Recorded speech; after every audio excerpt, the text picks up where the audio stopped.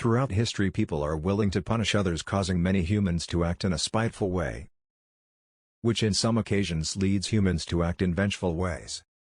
To explore this phenomenon, we look to analyze the paper Chimpanzees Are Vengeful But Not Spiteful, written by Jensen, Josep and Michael Tomasello. They look to analyze how chimpanzees respond to unfavorable situations and if these non-human animals would act in spiteful ways similar to humans. But what really is the difference between being vengeful and spiteful?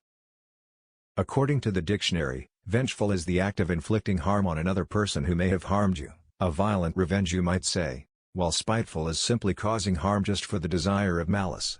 To discover more about this idea, let's dive into the experiment. To begin, we'll start by analyzing the first study conducted by researchers.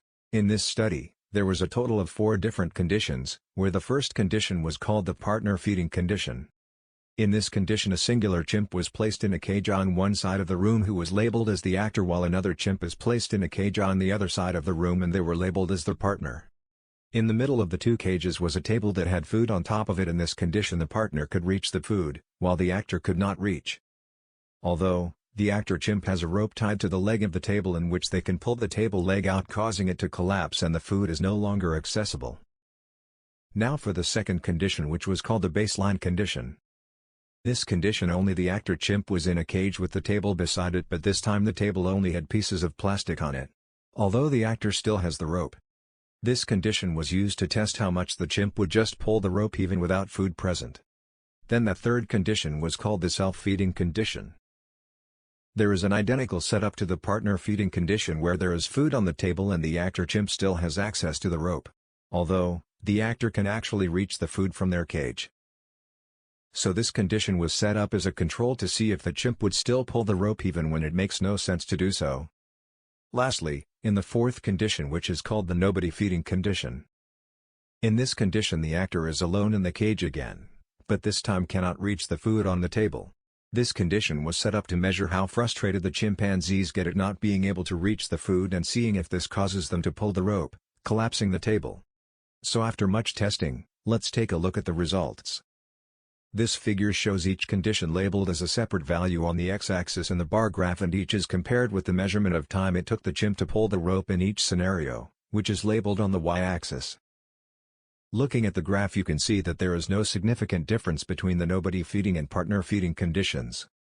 From this we can tell that the chimps were no more likely to pull the rope when the other chimps could reach the food in comparison to when there wasn't another chimp that could reach the food. In both of these conditions, regardless, the chimps became frustrated and ended up pulling the rope anyway. When comparing these 2 conditions with the baseline and self-feeding conditions, there is a significant difference in that in the baseline condition, the chimp didn't pull the rope all too much, because simply the chimp didn't just pull rope for fun.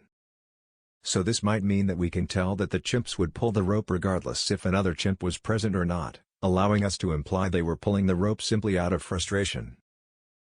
The idea that they pulled the rope much less when food wasn't present or when they could reach the food indicates this frustration was caused by the chimps not being able to simply reach the food and not anything to do with the other chimp. Now let's analyze the second study of this experiment. Experimenters want to analyze how chimps react to getting food taken from them. This condition suggested that chimps significantly pulled the rope more when the food was taken away from them by another chimp. The figure shows the significant difference between the theft condition in comparison to the other conditions, and theft seemed to cause the most frustration. Studies show chimps act vengeful and not in spiteful manners when food is taken from them.